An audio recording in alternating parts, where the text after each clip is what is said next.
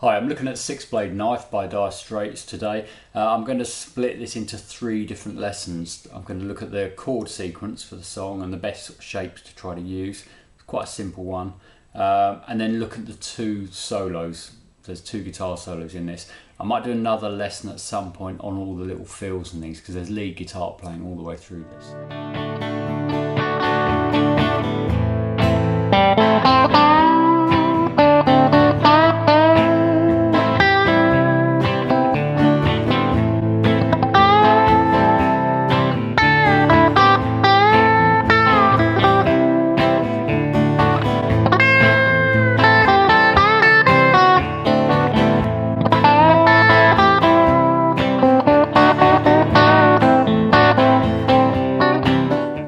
Right, so this first one is just the first guitar solo. It's over A minor, C, D. So you can see from my demo that it's just those 3 chords repeated for this section of the song. So in the key of A minor, it's kind of A Dorian rather than straight A minor. Now I can explain that if you want me to, like put in the comments if you need me to explain what that's all about, what A Dorian's all about. But basically this scale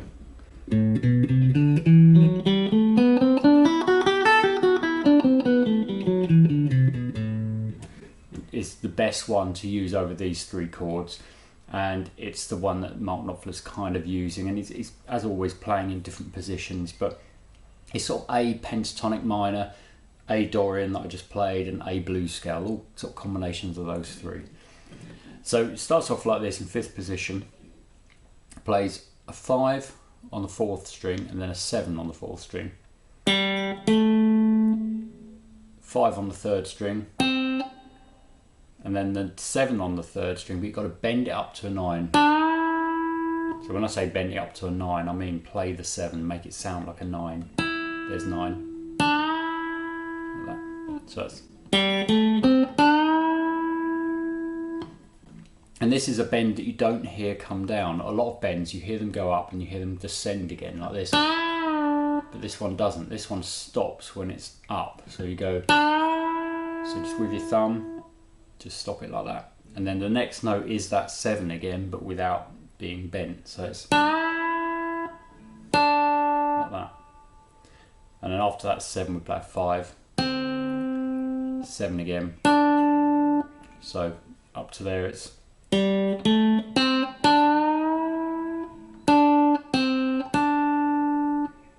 then play the 7 again and bend it to a 9 and do that twice. And then you stop that note ringing and play an 8 on the 2nd string, pull off to a 5. So that was...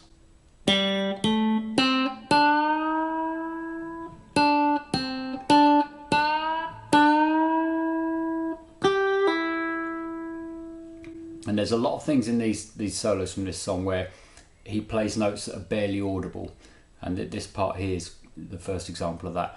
There's a double stop, which is 2 strings played together, 5s on the 2nd and 3rd strings, so just flatten your 1st finger down is easiest, and then 7s, same strings. I would probably use these 2 fingers for that, but you could just flatten the finger down.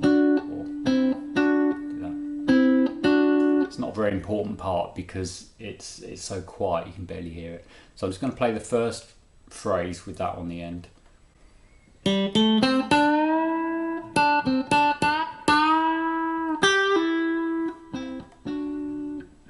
Next phrase starts with a trademark kind of Knopfler thing, which you can't do very easily with a pick. So a lot of this you can play with a pick. This bit, if you're using a pick, just leave this part. But with your fingers, what we have to do is play the 2nd string, 3rd string, 2nd string, but muted notes. So you just probably use your 1st finger because we're in that position, and just lightly touch the string and go. That sounds really weird like that, play it slowly. But what he does is probably 1st finger, thumb, and 1st finger on the right hand, does very fast. Or he might even be 1st, thumb, 2nd. Or it could be 2nd, thumb, 1st. All achieves the same thing, just see which you're more comfortable with. And after that we play an 8 on the second string, probably third finger, and bend up, sound like a 10. So that's... And it's very hard to play those muted notes in solos like this and make it sound natural, because it's a bit contrived, because we're deliberately playing. I mean, I've got this written down, I'm playing what I'm seeing on the music. Mark Knopfler didn't do that originally, he would have just done it as a feel thing, yeah. Kind of like that. So they're probably the hardest parts. So we play that bend, hold it, pick the string again, let it come back down to an 8. So it's slowly. And then same string, 5, 8, play the 8 again and bend it up, hold it, pick it again like we did before, let it down to an 8, and then 5, 8, 5. So that whole phrase was slowly.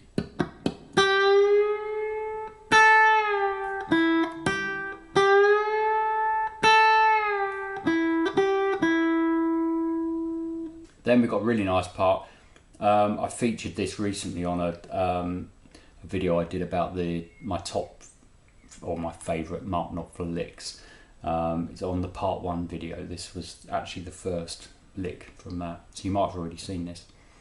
So what happens here is we do a pre-bend on the first string from 7 to 8. Now pre-bend is where you play the note without, you bend the note without playing it, so you don't hear it, and then you play it and let it come down. So you have to gauge how far to push that string up to get the right note. So it's a 7, but we want it to sound like an 8. Here's the 8. Now when you do a normal bend, you can hear it reach the note. But with a pre-bend, you don't hear it, so you have to just guess or practice to see how high you need to put it. And let it come down. And then there's a 5 on the first string, 8 on the second string, back to the 5 on the first, 8 again, but bend it up to 10 on the second string. Play the 5, now that's the same note, we just bent that note to, it's an A. Same note. So 5, 8 on the first string, and then a 7 on the second string. I'll do all of that slowly.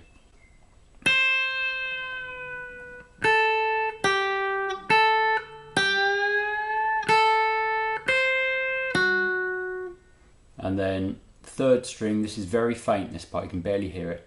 You play a 5, slide to a 4, and then play a 7 on the 4th. And I'm using third finger rather than 4th, which you might think would make sense, because I want to come back into position as soon as possible. Obviously I didn't see him record this, I don't know which fingers he used, but that's how I'd play it. Then we've got another muted pair of notes. This time it's the third string and then the second string. That's what I've worked it out as being. I mean, it's quite hard to hear which string he's on when it's just a dead note like that, but I think it's probably third then second. Then you play the third string again at 7 and bend to a 9 like this. Slowly. And then we've got second string 5, first string 5. Use your first finger and just roll across. Back to the 5 on the second string, then 8 and 5 on the second string. So that whole phrase was.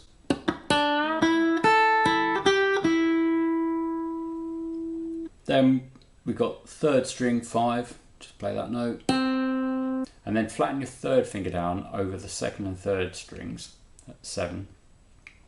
Play those, but after you've played them, bend them down. I would say downwards is easier.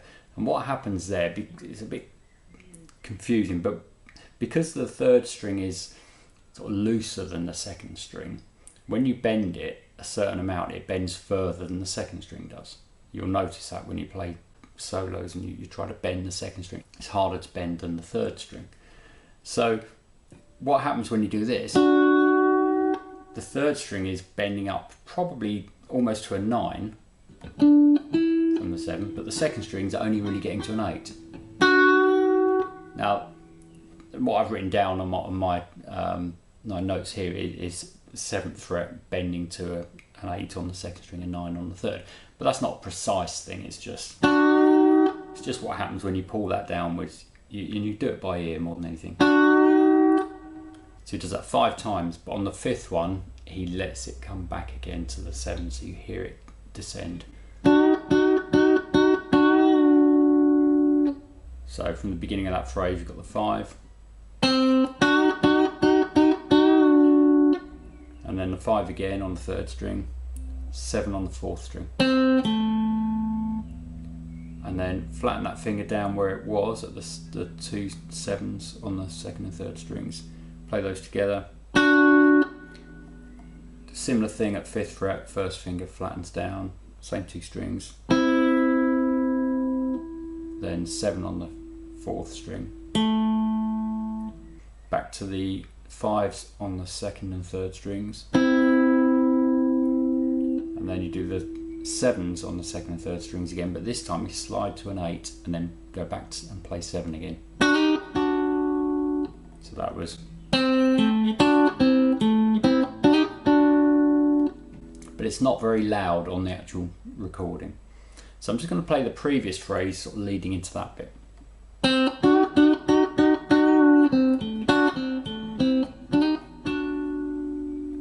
The last part, really nice one, this one. You play the 3rd string 5, slide to a 4, and then hammer on your 3rd finger to a 7 on the 4th string. Now it's a bit weird hammering on when you haven't previously played a note on that string, but it's just literally, it just comes from nowhere. So from the 5 it was, and then you play the 7 again, pick it this time. So it's,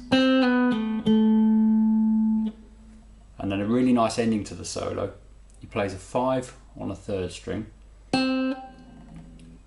3rd string again, 7, bend to 9. This is a real kind of bluesy lick. And then play 5 on the 2nd string, 5 on the 1st string. And you might have noticed then when I played that bend, I then stopped it with my thumb, and that's what you would do to go to those next notes, because you don't want to hear this come down. So it's, and then there's a 5 again on the 2nd string, which is kind of muted, so it's not really a proper note, and then a 7 on the 3rd string. So that whole phrase really slowly.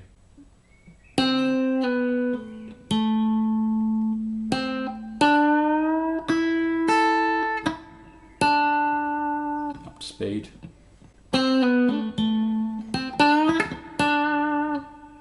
That's the whole solo. So that's the first solo from Six Blade Knife.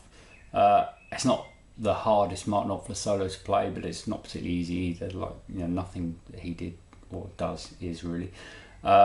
Yeah, so I hope that's okay. Look out for the next lesson, which will be on the 2nd solo, and then I'm also going to do one on the chords for the song. I'll put links perhaps in the description for this one. If you like this one, please click like. Any questions, put them in the comments, and please subscribe if you haven't already. Thanks.